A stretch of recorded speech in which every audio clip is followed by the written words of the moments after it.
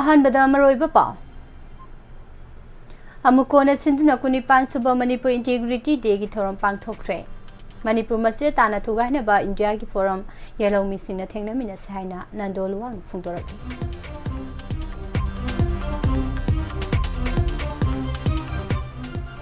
ꯕꯤꯔꯦꯟꯒꯤꯅꯤ ꯍꯥꯏꯕ audio ꯇꯦꯄꯤꯡ ꯀꯦꯁꯀꯤ hearing ꯆꯠꯊꯈ꯭ꯔꯦ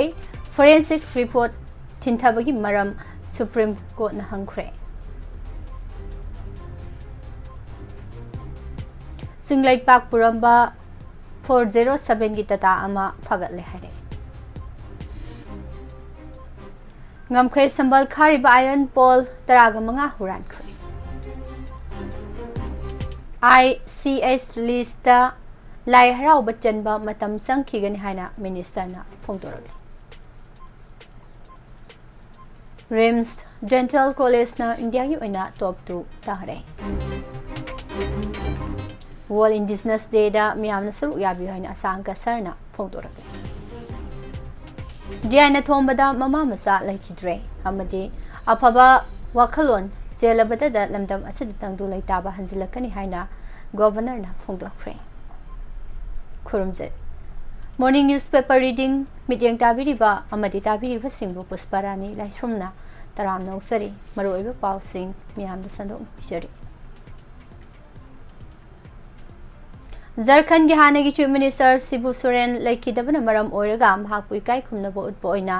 ngarang rajya sabha ki mifam assault tokre business list da Manipur gi PR sangdokpu gi WAPHAM amata khanakidre ngarang mifam asida Shibu Soren laikidabagi house aduda house members na minute ama tumina leptuna awaba phongdokre All Manipur United Clubs Organization amukona sinduna chahi kudingi leptuna satharak pagum ngarang kunipan suba Manipur Integrity Day gi thawram pangthokre kumja lising ama chamapan mabudraga taretagi ngasi phawba India lengakna tongan ba forum yatuna Manipur gi apunba gi saktam thugaina ba honarak leba sigi mayokta lamdam asigi yellow fruit khuding magna ama toina lemina se haina amuko gi president phairoizam nando luwangna phongdokre kumja lising ama chamapan mabudraga taret ki August marida Manipur gi apunba gi saktam da singnarak tuna India lengakna se tharakhiba thawong yaningda ba phongdokpo oina amuko na sinduna chatkhiba miyamgi rally bu ningsingduna mapal kangjebung mamangda khinkhiba ningsing yumbida haikal laikat tambaga loinana Gem Hall da miyam gi mifam amasu pangthokhi mifam asna Manipur da khundaminari ba yelho furup singna amato ina leminaduna Manipur gi apunbagi saktam kanse haiba warep amuka hanna lauminakhi Palan Tharam asiga mari leinana amuko gi president Phairoizam Nandoluwang na hai kumjalising ama chamapan mawudra tareta India lengakna Manipur bu thugaina ba honarakpagi mayok ta satkhiba miyamgi khongsat ado miyoi lak manga rom henbana saruk yaduna laibak asida natana South East Asia laibak singi oina khwadigi chawba khongsat oikhi matam aduda miyamna lokhiba Manipur gi apunbagi saktam kaibe yaroi Manipur thugaina ba honarakpa khudingmakta yelhomi singna amato oina thengnagani haibadu miyamna su chapchana ngakminaraga amato oina thengnasi haikhi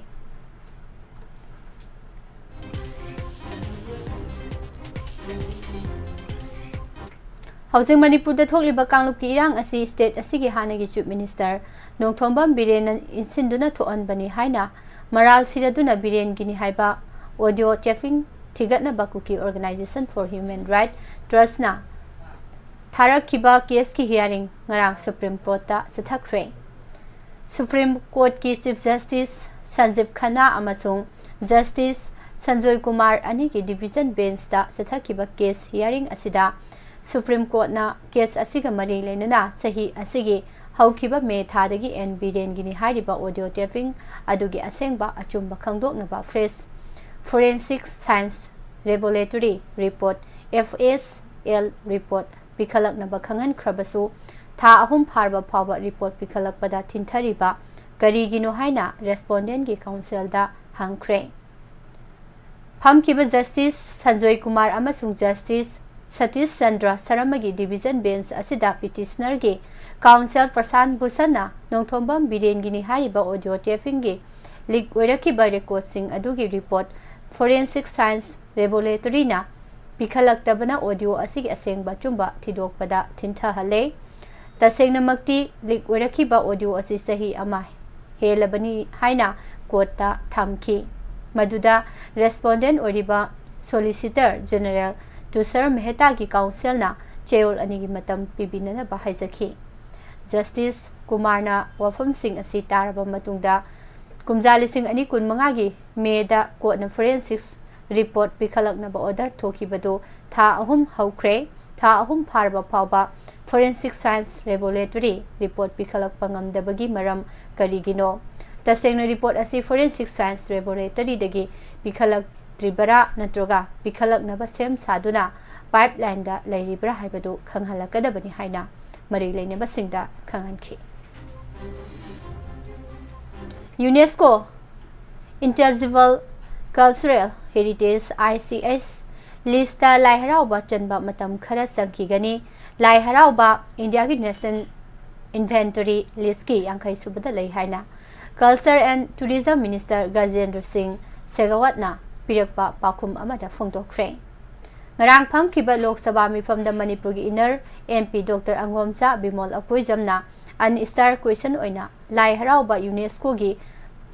Intangible Cultural Heritage list chanbagi hangkiba wahang gi pakum piraduna ministry asigi maikidagi pakum asi pirakkibani Cherol asina makhatan hai UNESCO Intangible Cultural Heritage of Humanity ge list chan bahibasi Ministry of Culture gi makhada Sangit Nata Academy SNA na implementation agency oina leiraga kupna yengsinbani list asida yawhaningba elements sing UNESCO da leiriba state party singna nomination thangatlaga maduda committee na evaluation amasung examination na chingba satharaga khangadabani UNESCO gi khwarigi noba operational directive amagi matung ina member state amana sahi ani gi manungda element ama pukhatuna khana nainabagi ayaba piri masigi matung ina chatliba sahi lising ani kunmari kunmanga ki oina Diwali festival asi pukhatkiba laikre sahi asigi December thada pangthokadaba kunsuba sessionda pukhatlaga khana nainaba pangthokani haiba wafam singsu thamki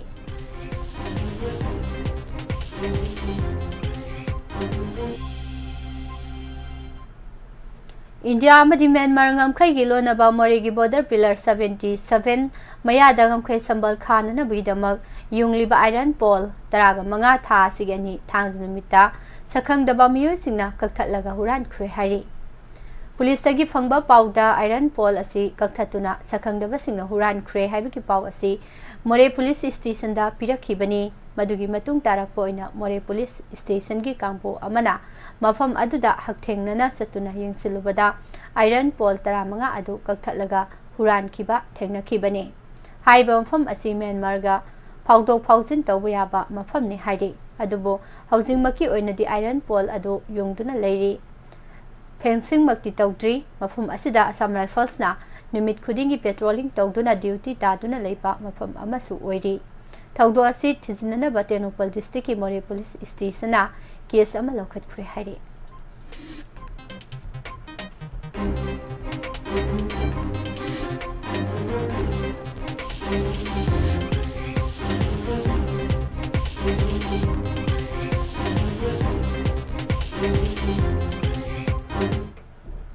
Tha asigi mapanda Manipur Indigenous Forum Manipur State Chapter of the Northeast Indigenous Peoples Forum na sinduna Palace Compound da laiba City Convention Center da pangthokadoriba World Indigenous Day gi thoram da lamdam asida leriba mipum khuding mang saruk yabiu haina forum masigi president Asangka Sarna phongdokre Major khulda laiba Manipur Press Club tangasi paumi singa unabada Asangka Sarna makhata na hai naga sing saruk yaba yaroi haina athingba thamlambadu yanaba purakle Indigenous people's right to self determination a pathway for food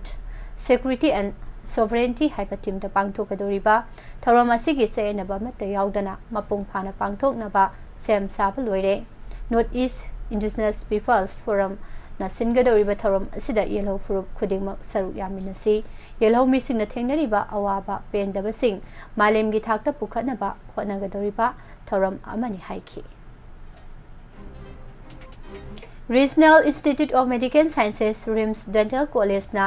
ꯃꯊꯧ ꯅꯤꯡꯊꯤꯅ ꯄꯥꯡꯊꯣꯛꯄꯒꯤꯗꯃꯛ ꯂꯩꯕꯥꯛ ꯑꯁꯤꯒꯤ ꯇꯣꯞ 2 ꯕꯦꯁ performing dental ꯀꯣꯂꯦꯖꯅꯤ ꯍꯥꯏꯅ ministry of health and family welfare government of ꯏꯟꯗꯤꯌꯥꯅ ꯁꯛꯈꯪꯕ ꯎꯠꯂꯛꯂꯦ ꯍꯥꯏꯅ ꯔꯤꯝꯁꯀꯤ ꯃꯦꯗꯤꯌꯥ ꯁꯦꯜꯅ ꯊꯥꯗꯣꯔꯛꯄ ꯆꯦꯔꯣꯜ ꯑꯃꯅ ꯐꯣꯡꯗꯣꯔꯛꯂꯤ꯫ ꯔꯤꯝꯁ ꯗꯦꯟꯇꯦꯜ ꯀꯣꯂꯦꯖꯅ ꯅꯦꯁꯅꯦꯜꯒꯤ ꯊꯥꯛꯇ ꯑꯁꯤꯒꯨꯝꯕ ꯃꯊꯛ ꯊꯣꯡꯕ ꯇꯥꯔꯛꯄ ꯑꯁꯤ ꯀꯨꯝꯖꯥ 2019ꯗꯒꯤ 2025 ꯐꯥꯎꯕ ꯊꯪꯅ ꯊꯪꯅꯅ ꯑꯍꯨꯝꯂꯛ ꯇꯥꯕ ꯉꯝꯂꯦ꯫ A happy mouth is a happy mind ꯍꯥꯏꯕ ꯍꯤꯔꯝꯗ ꯆꯍꯤꯁꯤꯒꯤ ꯃꯥꯔꯆ 20ꯗꯒꯤ ꯑꯦꯄ꯭ꯔꯤꯜ 10 ꯐꯥꯎꯕ ꯊꯥ ꯑꯃ ꯆꯨꯞꯅ ꯃꯤꯑꯣꯏꯕꯒꯤ ꯌꯥꯕꯨ ꯃꯁꯛ ꯊꯣꯛꯅ ꯃꯄꯥꯡꯒꯜ ꯀꯟꯅ ꯊꯝꯅꯅꯕꯒꯤ ꯄꯥꯟꯗꯝꯗ ꯇꯣꯉꯥꯟ ꯇꯣꯉꯥꯟꯕ ꯀꯦꯝꯄꯦꯟ ꯀꯌꯥ ꯄꯥꯡꯊꯣꯛꯈꯤ꯫ ꯀꯦꯝꯄꯦꯟ ꯑꯁꯤꯒꯤ ꯀꯥꯟꯅꯕ ꯐꯨꯔꯨꯞ ꯈꯨꯗꯤꯡꯃꯛꯇ ꯌꯧꯍꯟꯅꯅꯕꯒꯤꯗꯃꯛ mass rally, cyclothon, free dental camps, poster ꯑꯃꯗꯤ ꯁ꯭ꯂꯣꯒꯥꯟ ꯀꯣꯝꯄꯤꯇꯤꯁꯟ, ꯀꯤꯠꯁ ꯑꯃꯗꯤ ꯑꯦꯋꯥꯔꯅꯦꯁ ꯃꯤꯐꯝ ꯀꯌꯥ ꯌꯥꯎꯅ ꯄꯥꯡꯊꯣꯛꯈꯤ꯫ Department of paediatric and preventive ꯗꯦꯟꯇꯤꯁꯇ꯭ꯔꯤꯅ ꯊꯧꯗꯥꯡ ꯂꯧꯕꯒ ꯂꯣꯏꯅꯅ ꯑꯃꯒ ꯇꯥꯟꯅꯗꯨꯅ ꯃꯥꯏ ꯄꯥꯛꯂꯛꯈꯤꯕꯅꯤ꯫ ꯇꯣꯉꯥꯟ ꯇꯣꯉꯥꯟꯕ ꯗꯤꯄꯥꯔꯠꯃꯦꯟꯠꯀꯤ ꯁ꯭ꯇꯥꯐ, ꯐꯦꯀꯜꯇꯤ ꯃꯦꯝꯕꯔ ꯑꯃꯗꯤ ꯃꯍꯩꯔꯣꯏ ꯀꯌꯥꯅ ꯁꯔꯨꯛ ꯌꯥꯃꯤꯟꯅꯗꯨꯅ ꯄꯨꯟꯅ ꯄꯥꯡꯊꯣꯛꯈꯤ꯫ ꯅꯦꯁꯅꯦꯜꯒꯤ ꯊꯥꯛꯇ ꯁꯛ ꯈꯪꯕꯤꯕ ꯉꯝꯂꯤꯕꯁꯤ ꯔꯤꯝꯁꯀꯤ director professor G. Sunil Kumar, medical superintendent professor N Sanjib ꯑꯃꯗꯤ ꯗꯦꯟꯇꯦꯜ ꯀꯣꯂꯦꯖꯀꯤ ꯄ꯭ꯔꯤꯟꯁꯤꯄꯥꯜ ꯄ꯭ꯔꯣꯐꯦꯁꯔ ꯕꯤ. ꯄ꯭ꯔꯕꯤꯟ ꯔꯦꯗꯤꯒꯤ ꯂꯤꯁꯤꯡ ꯃꯈꯥꯗ ꯍꯣꯠꯅꯕ ꯀꯌꯥꯒ ꯂꯣꯏꯅꯅ ꯊꯕꯛ ꯄꯥꯡꯊꯣꯛꯄꯗꯒꯤꯅꯤ꯫ ꯗꯦꯟꯇꯦꯜ ꯀꯣꯂꯦꯖ ꯑꯁꯤꯒꯤ ꯁ꯭ꯇꯥꯐꯁꯤꯡ ꯑꯃꯗꯤ ꯃꯍꯩꯔꯣꯏꯁꯤꯡꯅ ꯃꯊꯧ ꯃꯁꯛ ꯈꯪꯅ ꯑꯃꯗꯤ ꯃꯤꯌꯥꯝꯒꯤꯗꯃꯛ ꯀꯠꯊꯣꯛꯄ ꯑꯃꯒ ꯂꯣꯏꯅꯅ ꯍꯣꯠꯅꯈꯤꯕ ꯀꯌꯥ ꯑꯗꯨꯅ ꯃꯔꯝ ꯑꯣꯏꯔꯒ ꯉꯁꯤ ꯃꯥꯏ ꯄꯥꯛꯄ ꯉꯝꯂꯤꯕꯅꯤ ꯍꯥꯏꯔꯤ꯫ ꯂꯣꯏꯅꯅ ꯔꯤꯝꯁꯀꯤ ꯐꯦꯀꯜꯇꯤ ꯃꯦꯝꯕꯔ, ꯁ꯭ꯇꯥꯐ ꯑꯃꯗꯤ ꯃꯍꯩꯔꯣꯏꯁꯤꯡꯅ ꯀꯠꯊꯣꯛꯄ ꯑꯃꯒ ꯂꯣꯏꯅꯅ ꯍꯣꯠꯅꯕꯒꯤ ꯅꯦꯁꯅꯦꯜꯒꯤ ꯊꯥꯛꯇ ꯃꯀꯣꯛ ꯊꯣꯡꯕ ꯉꯝꯂꯤꯕꯅꯤ ꯑꯃꯗꯤ ꯑꯋꯥꯡꯕ ꯊꯥꯛꯇ ꯊꯥꯒꯠꯄ ꯐꯣꯡꯗꯣꯛꯂꯤ ꯍꯥꯏꯅꯁꯨ ꯃꯈꯥ ꯇꯥꯅ ꯍꯥꯏꯈꯤ꯫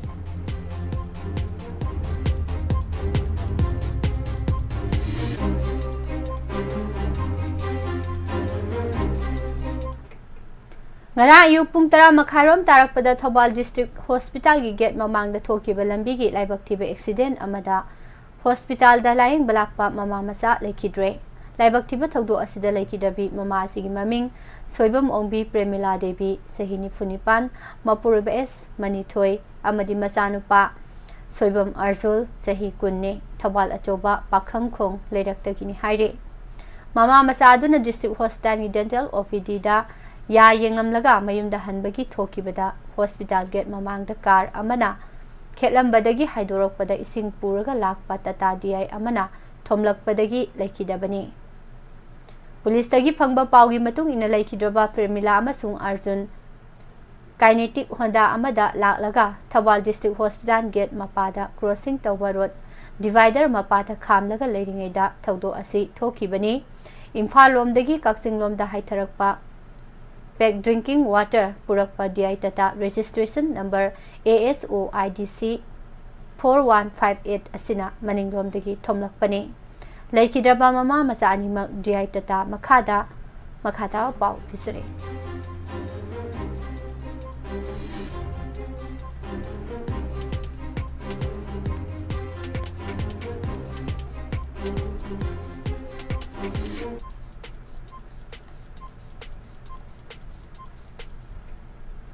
ꯃꯈꯥꯗ ꯂꯩꯈꯤꯕꯗꯒꯤ ꯃꯅꯥꯛꯇ ꯂꯩꯔꯝꯕ ꯃꯤꯌꯥꯝꯅ ꯒꯥꯔꯤ ꯏꯟꯈꯠꯂꯒ ꯂꯧꯊꯣꯛꯈꯤ꯫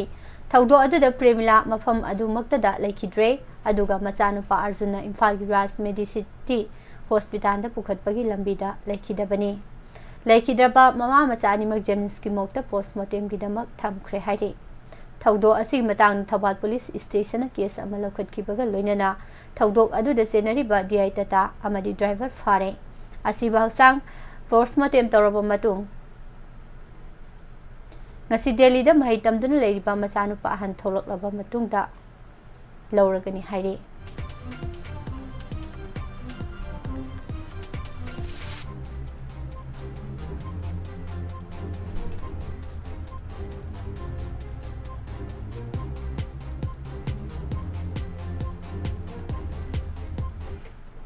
ꯁ꯭ꯇꯦꯠ ꯑꯁꯤꯗ ꯇꯨꯡ ꯀꯣꯏꯅ ꯆꯠꯀꯗꯕ ꯏꯪ ꯇꯞꯄ ꯑꯃ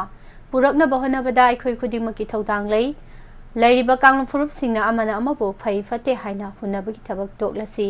मदुगी महुत्ता लमदम असिदा खुंदामिनरिबा मिपुंग खुदिंगमकना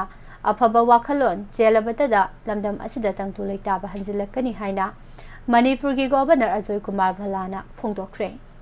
सैनिक स्कूल इम्फाल कैंपसदा PHED की मखादा नौना साबो वाटर ATM संगाबगी थौरमगा मरी लेनना स्कूल सिगी महैरोय सिंगा पांगथोखिबा इंटरेक्शन की थौरमदा वाफम असी गवर्नर ना फोंदोखिबने महैरोय सिंना हंगबा वाहंगी पाखुमदा गवर्नर ना हाई लमदम असिदा हौजे हौजिक थोअनिंगदबा थौदो वाथोक थोकपा लेप्रे अदुबु तुंगकोइबा तंगदु लैताबा अमा फंगबा ngamdri स्टेट असिदा थुबा मतमदा तंगदु लैताबा इंगतपना लैबा हानगी पुंसिदा हंजिलकनबा सेंटर अमदि स्टेट गवर्नमेंटना कना होनरी मियामगी पुंसि इंगतपना लेहननबा होनबदा मतम खरदी अदुमक संखिगनी लमदम असिदा खुंदा लैतादुना लैरिबा फुरुप कांगनुपसिंगी मरक्ता तोखाई तोखाई तानबगी वाखलोन अदुमक सेंदुना लैरिबदी इंगतपा पुरकनबगी लंबीदा अकाइबा लाकनी मसिगुंबा वाखलोन असी थादोकपियु स्टेट असिदा इंगतपा पुरकनबा अखोई पुना होटनमिनसी हाइखि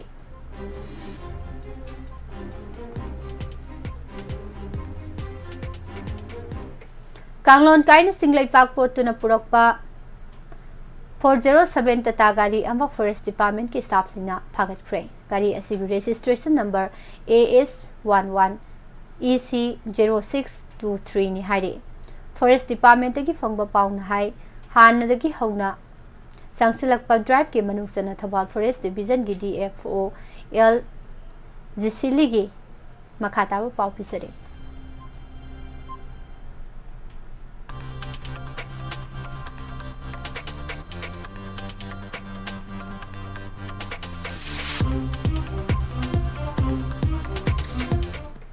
मिडियम मखादा थवाल फॉरेस्ट रेंज की range officer Dinesh Chandra सलामना लुसिंगदुना range असिगी मनुंगदा लैबा bit office सिंग स्टाफ सिंग नहा नुमिदा कोइना सतुना येंगस्लिंगै मनुंगदा फुंद्रै रोमदगी सिंगलैबाक हापतुना पुरकपा थेंगनबदगी फागतखिबनी हाइरे कांगलोन काइना सिंगलैबाक कोर्टुना पुबा यादे हाइबा मणिपुर हाई कोर्ट की अथिंगबा लैना लैबाक कोथोक लंबासी यामना लाइबक थीबनी हाइरदुना मखाताना अथिंगबगी मायोक्ता लेबाक कोलंबा थेंगनरबदी लोगी मतुंग इना गाड़ी फावबा मलकपा याय हाइना फॉरेस्ट डिपार्टमेंट के ऑफिशियल अमना फोंदोखि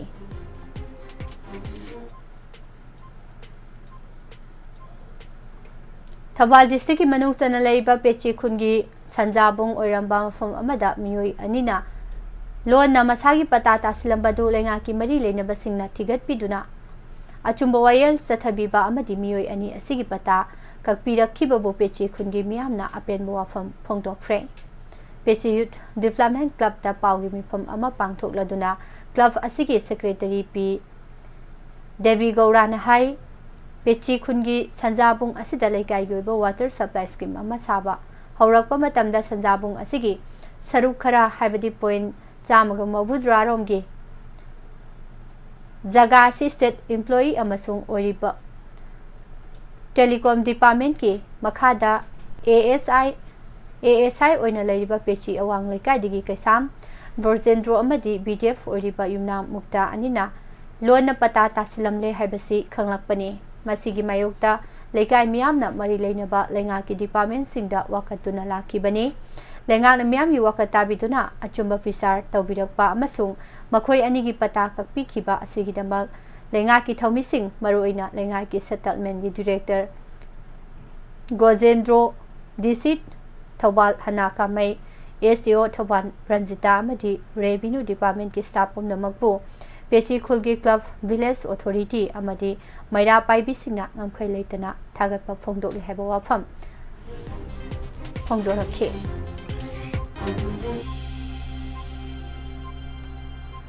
लमलोंग हायर सेकेंडरी स्कूल की मैतै मे की ओजा मत लेतना सही सिगी फेब्रुवारी दगी ngasi फाव मैतै मे की क्लास तौद्रे हाइना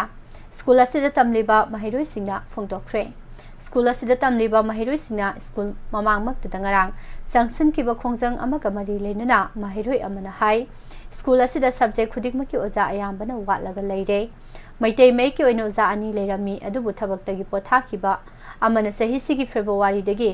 मैटरनिटी लीव ꯂꯧꯈꯤꯕꯗꯒꯤ ꯉꯁꯤ ꯐꯥꯎꯕ ꯀ꯭ꯂꯥꯁ ꯑꯃꯠꯇ ꯇꯧꯗꯅ ꯂꯩꯔꯦ꯫ ꯁ꯭ꯀꯨꯜ ꯑꯁꯤꯒꯤ ꯃꯩꯇꯩ ꯃꯌꯦꯛꯀꯤ ꯑꯣꯖꯥ ꯋꯥꯠꯂꯤꯕ ꯑꯁꯤꯒꯤ ꯃꯇꯥꯡꯗꯁꯨ ꯄ꯭ꯔꯤꯟꯁꯤꯄꯥꯜꯗ ꯀꯌꯥꯔꯛ ꯍꯟꯅ ꯍꯥꯏꯈꯤꯕꯁꯨ ꯂꯩꯔꯦ, ꯑꯗꯨꯕꯨ ꯉꯁꯤ ꯐꯥꯎꯕ ꯇꯥꯕꯤꯕ ꯂꯩꯇꯦ꯫ ꯃꯔꯤ ꯂꯩꯅꯕ ꯑꯣꯊꯣꯔꯤꯇꯤꯗ ꯄꯥꯎ ꯄꯤꯕꯤꯌꯨ ꯍꯥꯏꯕꯁꯨ ꯄꯤꯗꯅ ꯂꯩꯔꯦ꯫ ꯆꯍꯤ ꯇꯪꯈꯥꯏ ꯍꯦꯟꯖꯤꯜꯂꯛꯇꯨꯅ ꯀ꯭ꯂꯥꯁ 12ꯀꯤ ꯑꯦꯛꯖꯥꯝ ꯃꯇꯝ ꯅꯛꯁꯤꯜꯂꯛꯂꯕ ꯑꯁꯤ ꯐꯥꯎꯕꯗ ꯃꯤꯇꯩ ꯃꯌꯦꯛꯀꯤ ꯑꯣꯖꯥ ꯑꯃꯠꯇ ꯂꯩꯇꯕ ꯍꯥꯏꯕꯁꯤ ꯃꯇꯧ ꯀꯔꯝꯅ ꯑꯦꯛꯖꯥꯝ ꯃꯥꯌꯣꯛꯅꯒꯗꯧꯔꯤꯕꯅꯣ? ꯀ꯭ꯂꯥꯁ 12ꯀꯤ ꯑꯦꯛꯖꯥꯝ ꯑꯁꯤ ꯀꯥꯎꯟꯁꯤꯜꯅ ꯄꯥꯁ ꯇꯧꯍꯟꯕ ꯌꯥꯕ ꯅꯠꯇꯦ꯫ ꯃꯍꯩꯔꯣꯏ ꯑꯩꯈꯣꯏ ꯏꯁꯥꯅ ꯍꯣꯠꯅꯗꯨꯅ ꯃꯥꯏ ꯄꯥꯛꯄ ꯉꯝꯒꯗꯕꯅꯤ꯫ ꯃꯥꯏ ꯄꯥꯛꯅꯕ ꯀꯟꯅ ꯍꯣꯠꯅꯒꯗꯕ ꯃꯇꯝ ꯑꯁꯤꯗ ꯑꯣꯖꯥ ꯑꯃꯠꯇ ꯂꯩꯍꯟꯗꯕ ꯍꯥꯏꯕꯁꯤ ꯑꯩꯈꯣꯏꯕꯨ ꯊꯑꯣꯏꯕꯤꯗꯦ ꯇꯥꯛꯄꯅꯤ꯫ ꯃꯔꯝ ꯑꯗꯨꯅ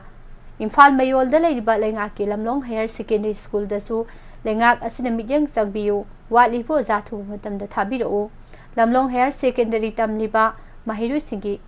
ꯂꯥꯏꯕꯛꯄꯨ ꯁꯥꯟꯅꯄꯣꯠꯀꯨꯝꯅ ꯎꯕꯤꯒꯅꯨ ꯍꯥꯏꯅꯁꯨ ꯐꯣꯡꯗꯣꯔꯛꯈꯤ꯫ Educational Guide Center (EGC) Thoubal ꯃꯣꯏꯖꯤꯡꯅ ꯁꯤꯟꯗꯨꯅ ꯃꯣꯏꯖꯤꯡ ꯈꯣꯡꯈꯣꯛꯇ ꯋꯥꯇꯔ ꯁꯄ꯭ꯂꯥꯏ ꯁ꯭ꯀꯤꯝ ꯁꯥꯖꯤꯜꯂꯛꯄꯗꯒꯤ ꯈꯨꯟ ꯑꯁꯤꯗ ꯊꯣꯛꯂꯤꯕ ꯏꯁꯨꯒꯤ ꯃꯇꯥꯡꯗ ꯅꯍꯥꯟ ꯊꯧꯕꯥꯜ ꯃꯣꯏꯖꯤꯡ ꯊꯣꯡꯖꯥꯎꯗ ꯃꯤꯌꯥꯝꯒꯤ ꯃꯤꯐꯝ ꯑꯃ ꯐꯝꯗꯨꯅ ꯈꯟꯅ ꯅꯩꯅꯈ꯭ꯔꯦ ꯍꯥꯏꯔꯤ꯫ EGCꯒꯤ ꯄ꯭ꯔꯁꯤꯗꯦꯟꯠ ꯑꯕꯗꯨꯜ ꯔꯖꯥꯛ MM ꯅ ꯃꯌꯥꯏ ꯇꯥꯡꯕ ꯂꯧꯗꯨꯅ ꯄꯥꯡꯊꯣꯛꯈꯤꯕ ꯊꯧꯔꯝꯗ ꯇꯣꯉꯥꯟ-ꯇꯣꯉꯥꯟꯕ ꯋꯥꯔꯦꯞ ꯑꯍꯨꯝꯁꯨ ꯂꯧꯈ꯭ꯔꯦ꯫ ꯄ꯭ꯔꯁꯤꯗꯦꯟꯠ ꯑꯕꯗꯨꯜ ꯔꯖꯥꯛꯅ MM ꯉꯔꯥꯡꯒꯤ ꯃꯤꯐꯝꯗ ꯂꯧꯈꯤꯕ ꯋꯥꯔꯦꯞꯁꯤꯡ ꯑꯁꯤ ꯃꯣꯏꯖꯤꯡ ꯈꯣꯡꯀꯣꯛꯇ ꯂꯩꯕ EGCꯒꯤ ꯄꯇꯥꯂꯦꯟꯗ ꯁꯦꯟꯇꯔ ꯑꯁꯤꯒꯤ ꯑꯌꯥꯕ ꯑꯃꯠꯇ ꯌꯥꯎꯗꯅ ꯅꯝꯐꯨꯗ ꯋꯥꯇꯔ ꯁꯄ꯭ꯂꯥꯏꯒꯤ ꯀꯟꯁꯇ꯭ꯔꯛꯁꯟ ꯇꯧꯁꯤꯜꯂꯛꯄ ꯂꯥꯏꯕꯛ ꯊꯤꯕꯅꯤ꯫ ꯑꯣꯐꯔ ꯗꯤꯃꯥꯔꯀꯦꯁꯟ ꯑꯃ ꯇꯧꯗꯅ EGCꯒꯤ ꯆꯞ ꯆꯥꯕ ꯂꯝꯈꯩ ꯈꯪꯗꯣꯛꯂꯕ ꯃꯇꯨꯡ ꯈꯛꯇꯗ ꯃꯤꯌꯥꯝꯒꯤ ꯏꯁꯤꯡ ꯊꯛꯅꯕ ꯋꯥꯇꯔ ꯁꯄ꯭ꯂꯥꯏꯒꯤ ꯀꯟꯁꯇ꯭ꯔꯛꯁꯟ ꯇꯧꯕꯒꯤ ꯃꯇꯥꯡꯗ ꯑꯣꯏꯊꯣꯛꯄ ꯂꯝꯕꯤꯁꯤꯡ ꯄꯨꯊꯣꯛꯇꯨꯅ ꯃꯤꯌꯥꯝꯒꯤ ꯑꯄꯥꯝꯕ ꯊꯨꯡꯍꯟꯅꯅꯕ ꯍꯣꯠꯅꯕ ꯍꯥꯏꯅ ꯋꯥꯔꯦꯞ ꯂꯧꯔꯦ꯫ vested interest ꯃꯤꯑꯣꯏ ꯈꯔꯒꯤ ꯐꯠꯇꯕ ꯊꯧꯁꯤꯜꯁꯤꯡꯗꯒꯤ ꯆꯝꯖꯔꯕ ꯂꯩꯀꯥꯏ ꯑꯗꯨꯒꯤ ꯃꯤꯌꯥꯝ, ꯅꯨꯄꯤ ꯑꯉꯥꯡꯁꯤꯡ ꯏꯟꯁꯤꯟꯗꯨꯅ ꯂꯥꯟꯅ ꯂꯝꯖꯤꯡꯗꯨꯅ ꯍꯧꯈꯤꯕ ꯆꯍꯤ ꯑꯁꯤꯒꯤ ꯑꯦꯄ꯭ꯔꯤꯜ 13ꯇ SDCꯅ ꯇꯤꯝ ꯗꯤꯃꯥꯔꯀꯦꯁꯟ ꯂꯥꯛꯄ ꯇꯧꯕ ꯌꯥꯔꯣꯏ ꯍꯥꯏꯅꯈꯤꯕꯗꯨ ꯑꯀꯟꯕ ꯃꯑꯣꯡꯗ ꯃꯤꯐꯝ ꯑꯁꯤꯅ ꯀꯟꯗꯦꯝ ꯇꯧꯈꯤ ꯍꯥꯏꯔꯤ꯫ ꯃꯤꯌꯥꯝꯒꯤ ꯂꯨꯆꯤꯡꯕꯅꯤ ꯍꯥꯏꯔꯤꯕ ꯂꯤꯗꯔꯁꯤꯡꯅ ꯃꯤꯌꯥꯝꯒꯤ ꯊꯕꯛ ꯇꯧꯕꯗ ꯊꯃꯣꯏ ꯁꯦꯡꯅ ꯇꯧꯗꯕꯗꯒꯤ ꯃꯤꯑꯣꯏ ꯈꯔꯅ EGCꯕꯨ ꯃꯤꯡꯆꯠ ꯊꯤꯍꯟꯅꯕ ꯍꯣꯠꯅꯕꯗ ꯂꯤꯗꯔꯁꯤꯡꯅ ꯇꯥꯁꯤꯟ ꯎꯁꯤꯟꯅꯗꯅ ꯂꯩꯊꯣꯛꯄꯗꯒꯤ ꯊꯣꯛꯍꯟꯅꯤꯡꯗꯕ ꯋꯥꯊꯣꯛ ꯑꯁꯤ ꯈꯨꯟ ꯑꯁꯤꯗ ꯊꯣꯛꯂꯤꯕꯅꯤ꯫ ꯍꯧꯖꯤꯛꯇꯤ ꯃꯦꯇꯔ ꯑꯁꯤ ꯀꯣꯔꯠꯇ ꯂꯩꯈ꯭ꯔꯦ ꯍꯥꯏꯅꯁꯨ ꯊꯝꯈꯤ꯫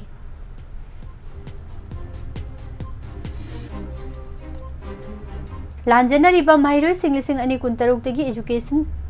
ꯀꯃꯤꯇꯤ ꯁꯦꯝꯗꯨꯅ ꯂꯦꯝꯅ ꯃꯍꯩ ꯇꯝꯍꯜꯂꯒꯅꯤ ꯑꯃꯁꯨꯡ ꯒ꯭ꯋꯥꯜꯇꯥꯕꯤ ꯈꯨꯜꯒꯤ ꯍꯧꯖꯤꯛ ꯂꯥꯟꯖꯦꯟꯅꯔꯛꯇꯨꯅ ꯁꯑꯣꯝꯕꯨꯡ ꯔꯤꯂꯤꯐ ꯀꯦꯝꯞꯇ ꯂꯩꯔꯤꯕ ꯃꯍꯩꯔꯣꯏ ꯑꯃ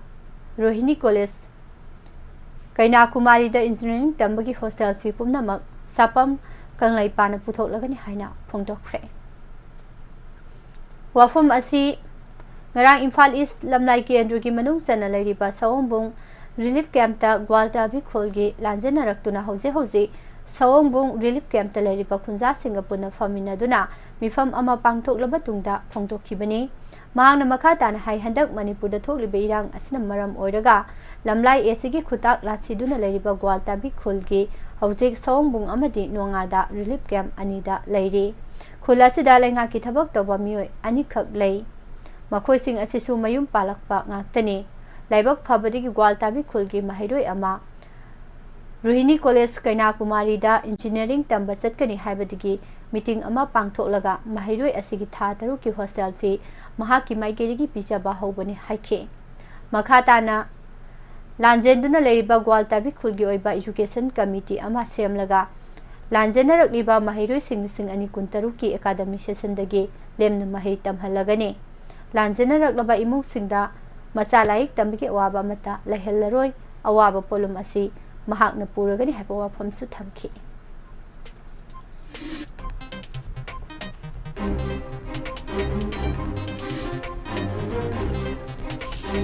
ꯏꯁꯥꯅ ꯏꯁꯥꯕꯨ ꯊꯕꯛ ꯄꯤꯖꯕꯗ ꯅꯠꯇꯅ ꯃꯤꯑꯣꯏ ꯀꯌꯥꯁꯨ ꯊꯕꯛ ꯄꯤꯕ ꯉꯝꯅꯕ ꯍꯣꯠꯅꯃꯤꯟꯅꯁꯤ꯫ ꯑꯩꯈꯣꯏꯒꯤ ꯏꯔꯝꯗꯝꯒꯤ ꯄꯣꯠꯊꯣꯛꯁꯤꯡ ꯌꯣꯛꯈꯠꯂꯕ ꯑꯃꯗꯤ ꯃꯤꯄꯥꯜ ꯇꯥꯡꯗꯅꯕ ꯍꯣꯠꯅꯔꯕ ꯃꯇꯝꯗ ꯆꯥꯎꯈꯠꯄꯗ ꯈꯨꯃꯥꯡ ꯆꯥꯎꯁꯤꯟꯕ ꯉꯝꯒꯅꯤ ꯍꯥꯏꯅ ꯑꯦꯚꯤꯌꯟ ꯍꯥꯎꯁꯀꯤ ꯄ꯭ꯔꯣꯄ꯭ꯔꯥꯏꯇꯔ ꯆꯣꯡꯊꯥꯝ ꯗ꯭ꯔꯣꯕꯇꯔꯥꯅ ꯐꯣꯡꯗꯣꯛꯈ꯭ꯔꯦ꯫ ꯋꯥꯐꯝ ꯑꯁꯤ ꯑꯦꯚꯤꯌꯟ ꯍꯥꯎꯁꯀꯤ 22ꯁꯨꯕ ꯐꯥꯎꯟꯗꯦꯁꯟ ꯗꯦꯒꯤ ꯊꯧꯔꯝ ꯉꯔꯥꯡ ꯈꯣꯡꯉꯥꯝꯄꯥꯠ ꯑꯋꯥꯡ ꯂꯩꯀꯥꯏ ꯀꯝꯃ꯭ꯌꯨꯅꯤꯇꯤ ꯍꯣꯜꯗ ꯄꯥꯡꯊꯣꯛꯄꯗ ꯐꯣꯡꯗꯣꯛꯈꯤꯕꯅꯤ꯫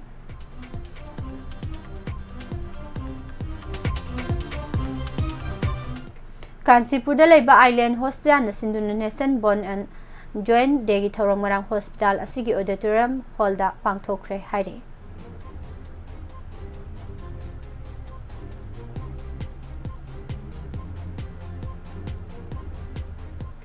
Ministry of Culture gi Cultural Function and Production Grants Scheme gi midyang makada El Rasmani Social and Culture Memorial Trust na puthokpa amukta halakho kauba drama amangrang Sagol Tongba Awang Lekai Sukham Sangoi da utre. Tharom State Awardee Professor Joy Kumar Northeastern Theatre Association gi Actor T.S. Tarul Kumar amadi Trust asigi member Chiron Saramana mathangsina chief guest of honor amadi president oina saru yaki. Tharom asigi mari leinana Professor Joy Kumar na high actor singna discipline leina amadi high kibo wangak na satkadabani aikoi matamgi mamal khangadabani ngasidi drama lila amadi art tawzari basingi awaba kaya mayoknare Manipur gi irang sina awaba gi mathakta awaba oire masida nupi artist singna yamna section ba amadi honaba mathau tai haiki.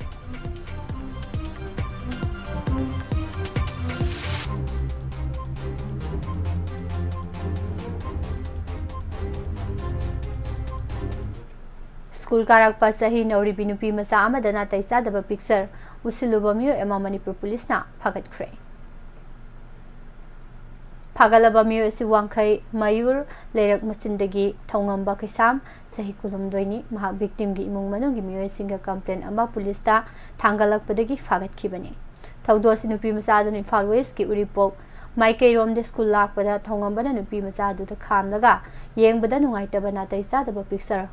usilakibani. Pharba miyo sigi mathakta police na case ama laukhatuna pokso eki makhada phajinduna makhata ba wahang pahang taunana ba police custody da thamkhre.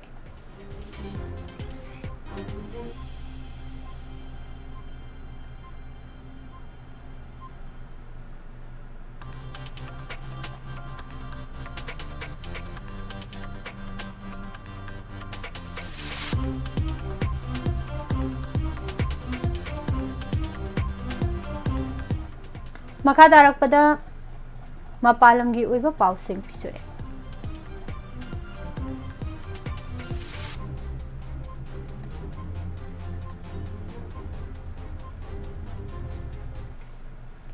US nuclear submarine singi mafam hongdokna ba mahangna order tawkhre haina US President Donald Trump na haikiba wafum amada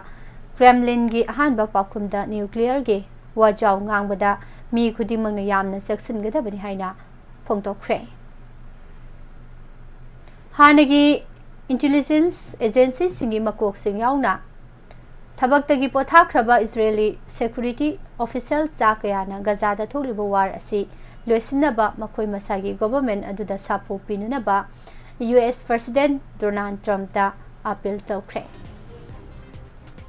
Ethiopian migrants singna yambo oina pubahi ama Yemen manakta lukkibada yamdrabada miyoi humbudraga taru sikre amasung mayam ama thiba khangdri haina official singi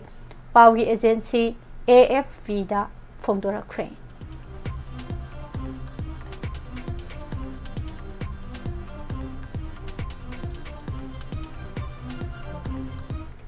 Bangladesh ki konung Dhaka da Bangladesh Air Force ki fighter jet ama Milestone School and College campus da ningthaukaaba numita crash tawkhibada mahiroi angang singna ayambo ina miyoi kunthra hena sikre amasung atopa miyoi chama humdra hena sokiba sigi matangda Bangladesh fighter jet crash da school angang kyamarum punsi kanbada Dhaka gi oza laikidre hero ama oina thagatna khre.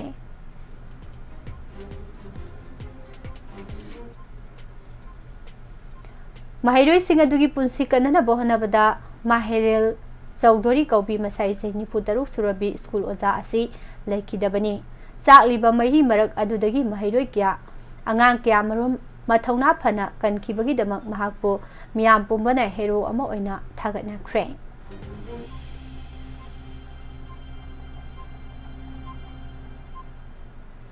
Rahul Gandhi na magi Bharat Joro Jatra haiba asida Saina gi lanmi sing na Arunachal Pradesh ta India gi lanmi sing phukra haiba WAPHAM amadagi lakiba criminal defamation case amagi proceeding sing adu Supreme Court na stay tawkhrabasu laibak asigi khwadi wangba court asina mangonda yamna akanba michei ama seikhre hairi India government na Philippines government Ferdinand Marcos Jr. Taramna ungna thorang tawkibaga loinana Manila na India dagi defense equipment makhata na hena leibada apamba phongdokre Security force gi numit humni gi operation amada Jammu and Kashmir gi Kupwara district ta Kalarus area da Nungai gi surung amadagi Chinese grenade sing amasung IED manual ama yauna khusu khulai amasung bomb gi masakya phagat bangam khre hari Leader of the opposition Rahul Gandhi na army gi matang da ngang ki bawangang da Supreme Court na akan mamong da serakhi badugi khudong saba lawduna BJP gi lusingba mayam amana Congress lusingba sigi mathakta yom sinduna attack tawrakre Lengak pariba party asna Rahul Gandhi na India gi sovereignty sawgatpagi mahuta yekna balebak singi mateng panglabra haiba wahangsu hangkre Sahi asigi nongsu thada khwadi kanba mongda Himachal Pradesh ta nong surakhibana miyangi punsi amasung infrastructure da paksana ate akai thohan khre hari Electoral roll singdagi maming sing lokthoi haibagi matang de election commission da Jana Suraj Foundation founder Prasan Kisorna Tina say frame asung voter list aduda hauzik maming leherudwa miyoi sing aduna lakadoriba assembly mikal da BJP amasung chief minister Nitish Kumar lokthokpa matik sare haikre Ningthau kabagi ayukta laikhidraba hanagi chief minister Sibu Sorel da ikai khumna botuna Jharkhand government na numit humnigi awaba phongdoknaba lokthokre State asigi lengak paramba JM gi founder hanagi chief minister Soren matam sangna naramlabagi tungda New Delhi da masagi sahi marifu mathoi subada laikhidabani State government office pumnama August 3 amasung 5 da suti oigani State government August 3 dagi August 3 fawba numit humnigi state morning pangthoknaba warep lokre hanigi chief minister amasung Rajya Sabha MP Sibu Soren New Delhi da Sar Gangaram hospital da ngarang ayuk laikhidabani Prime Minister Narendra Modi na veteran Jharkhand lusingba amasung hanigi lusingba Sibu Sorel da ikai khumnaba unaba Delhi gi Sar Ganga Ram hospital da satki Prime Minister na Sibu Soren gi masanupa Jharkhand Chief Minister Hemanta Soren amasung atai imungi miyoi singasu unaki makha tarakpada sarabagi pau taminase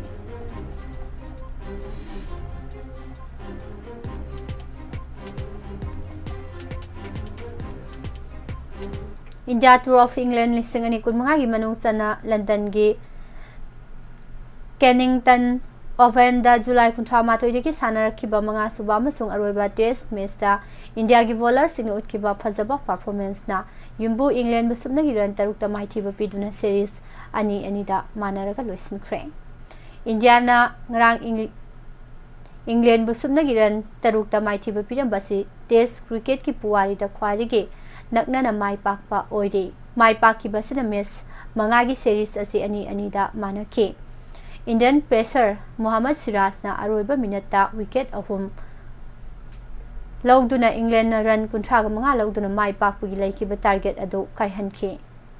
aroiba test match asigi toss England ngamduna fielding khanki India na hana batting tawduna sanarakpada hanba innings da over 68 bon mari da wicket 10 turaga run chani 13 lawki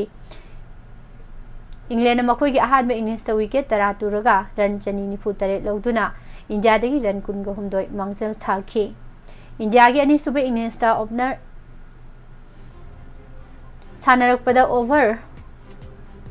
Marifunipan wicket 10 turaga run chahumga mabudra taruk lawduna England gi mayukta mai pak number run chahumga humudra mari lawbi target thamlam khibani masigi pakhumda England na over marifu manga ball amada wicket 10 mak turaga run chahumga humpuga tareta loisin khibani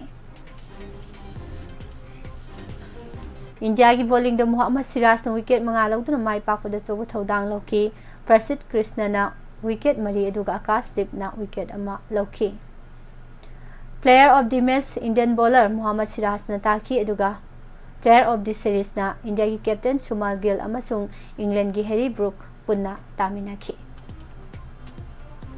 Thailand की कोनुंग Bangkok चथरिबा under 22 Asian boxing championship लिसिंग अनि कुनमंगा की निथौकाबा नुमित थिनकिबा क्वार्टर फाइनल बाउट माई पाक्तुना नुपी अनि अमसुंग नुपा बॉक्सर मरी सेमीफाइनल संगदुना इंडिया की मेडल तरुक confirm तौख्रे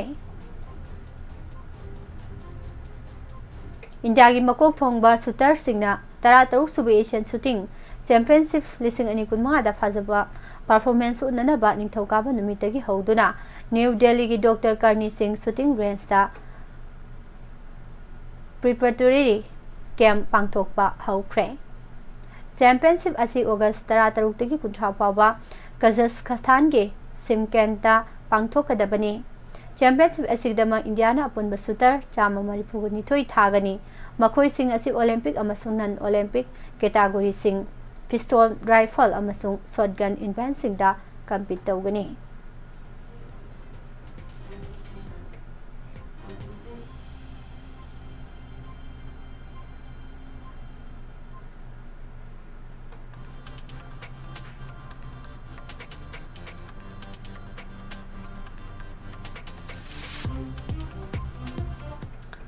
all India football federation AIFM ना इंडियन सुपर लीग क्लब निपान की CEO सिंगा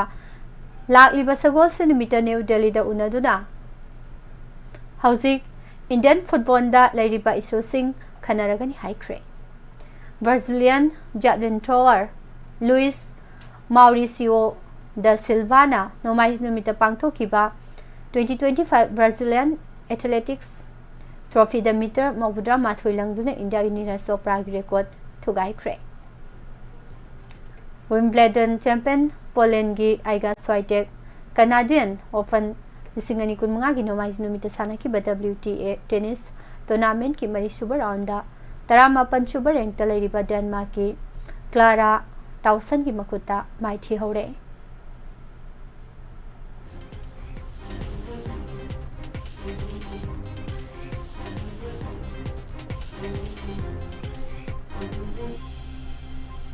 अहमदाबाद से थरकलिबा 82 सुबह जूनियर नेशनल एक्वाटिक चैंपियनशिप के बॉयज ग्रुप 2 की कैटेगरी मणिपुर की सानरोई लाइटोंजम लंचेनबा गोल अनि अमसुंग लेसांगथेम बिश्वरजिना सिल्वर लौख्रे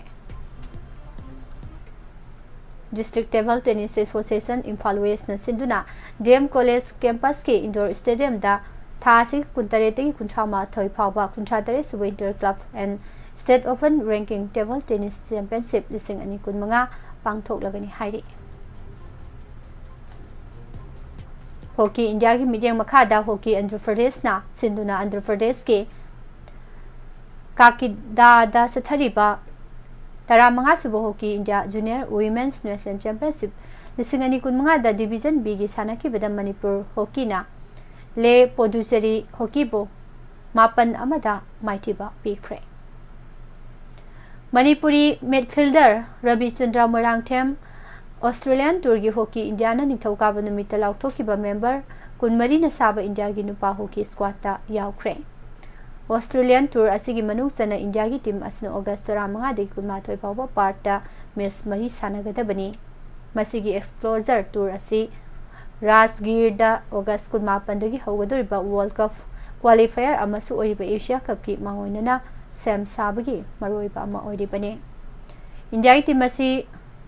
ड्रैग फ्लिकर अमदी डिफेंडर हरमनप्रीत सिंह लुसिंगनी अदुगा कृष्णन पाठक अमसुंग सूरज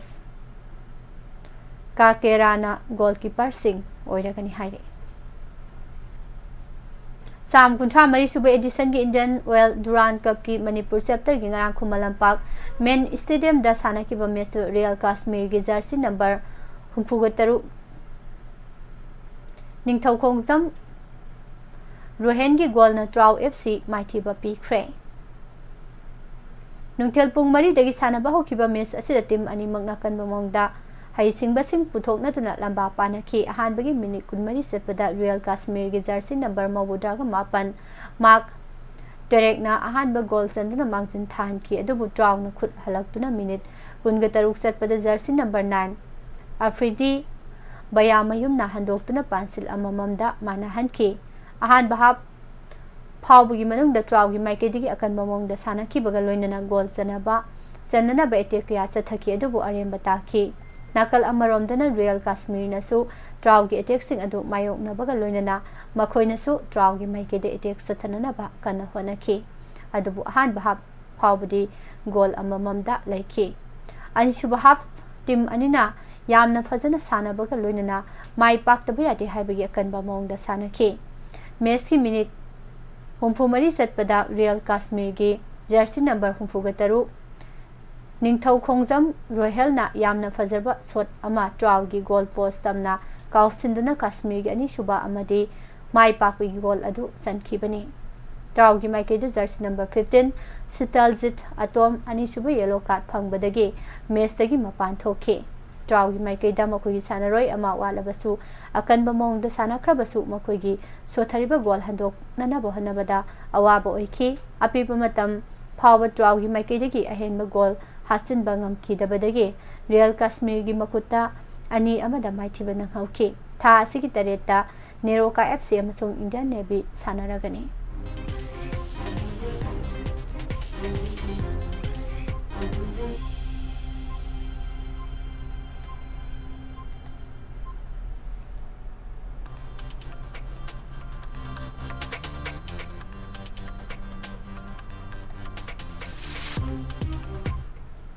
Inter Miami captain Lionel Messi mahakiye thangba khongda minor muscle injury tawbadagi matam khara sanaba yauraroi haina Major League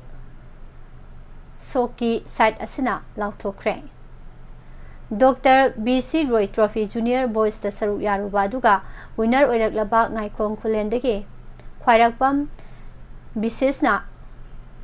amasung tabuldagi Janthui Pau Kabui United Development Committee UDC Ngaikhong Khulen Ngaikhong Sifai amadi Ngakso Pokpina Ngaikhong Khulen Community Hall da ngarang taramna okre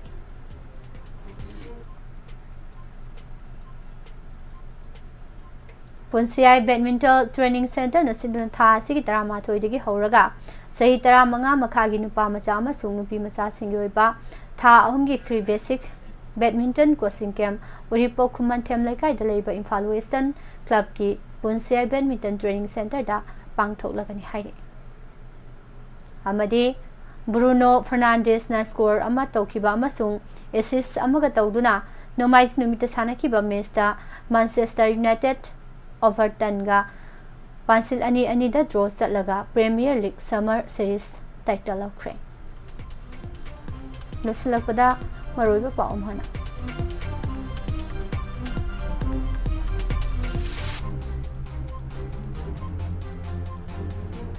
Amukona sinduna kuni pansuba Manipur Integrity Day gi thamam pangthokre Manipur macha tana thugana ba India gi forum yelhomi singna thengnamina saina nandoluwa na phongtora Biren gini haiba audio taping case ki hearing sathakre forensic report thinthabagi maram Supreme Court na hangkre Singlai Pak Puramba 407 ki tata ama phagatkre ICS lista lai harau bachanba matam sangkigani haina ministry na phongdokre ngamkhre sambal khariba iron pole taraga manga huran khre haire World Indigenous Day da miyam saru yabiu haina sangka sarna phongdorobe diaina thombada mama masa lekhidre Rims Dental College na India gi oina top 2 tare amadi afobo wakhalon selabata da lamdam asid tangdu leitaba hanjalakani haina governor na phongdokre Pijariba pausing asigaloina na nutigi fongliba pause singli lokthokjaba maroiba pausing miyamda pijaba matang asida losinjari makha tarakpada matamatamgi wafam amadi rasi phalgi thorom amuk taminase pumnamakpu haujiki di pusparani laisromna amukahna krumjare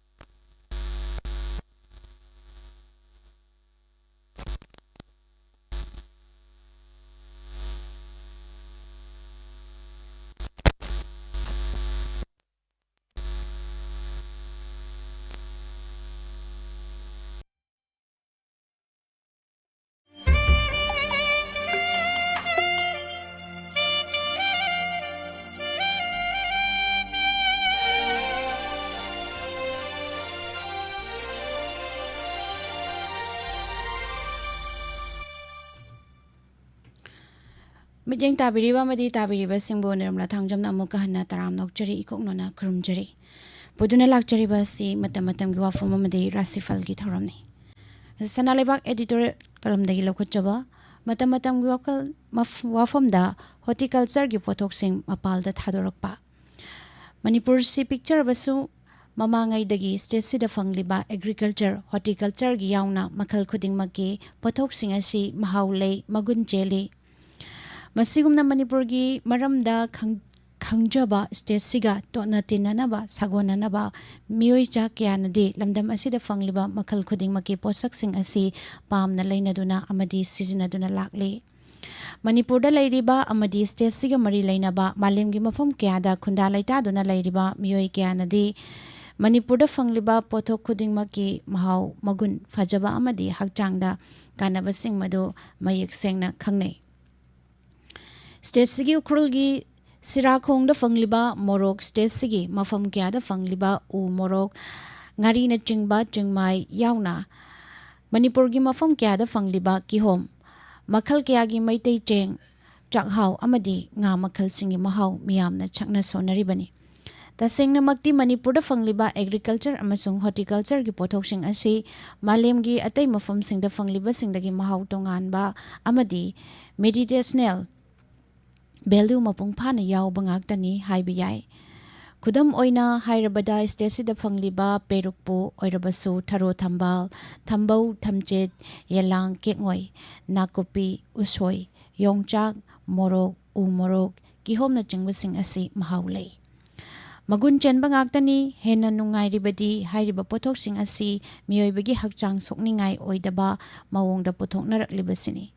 Masibagda lamdam masida fangliba makhal khuding maki pothoksing asi malemgi miyamna masak khangna pamna ribasni. Pomna makki oina sauthok chaningai ni pomna maksida hena nungai ningai o bukning thagat ningai oiribadi agriculture department pu oiro horticulture department pu oiro department sigi Thongmi singna pothok chathok hena pothokna ba honariba sigi mathakta Manipur Organic Mission Agency Momana lawrak liba thodang sing asini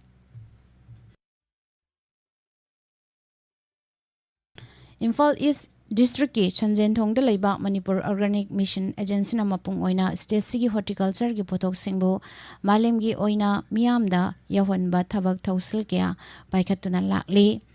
Thaurang sing asigi manung chana Imphal East District ki Chanjen Thongda Momana achoba thodang loduna lamdam asigi mafam kayada fangliba organic ki oiba horticulture gi pothok sing Manipur miyam amadi malem gi miyam da fanghanduna laklibasi pomna makna khangna unaraba ngaktani Khongthang sing asana miyam nasu angamba tengbang pibagi tangai fadabasu legani mamang thaktagi Momagi thongmi sing state sigi mafam gyada fangliba organic oiba horticulture pothok sing asi malemgi miyamda fanganba product catalog organic farming farmer enrollment galoinana mission amasung vision amagaloinana thabak tawduna laklibani tasengna makti state sida fangliba horticulture gi pothok ama oiriba mahau leiraba ki homsi malemgi miyamda fangalambani matamdugi lengakna make fruit kauba fruit preservation factory ama lingkhatuna ki homgi pothok sing asi state asida asikhak natana malemgi leiba kyada fangalambani adumak po jackson hawdaba kharadagi matamdugi pothok sing adu makhata na pothok pangamdabadagi hauzik fibam asi oirakhibani maram aduna hauzik thenglabasu thengna lamdam sida fangliba horticulture gi pothok sing asi moma khak natana MPP amadi atai mioi kyanam mapalda thadokpasi thagatningai ni adumakpu khongthang si tung koina chatnaba section batangai fade masini pujarakliba matam gi wafamda makha tarakpada matam gi wafam amuk taminasi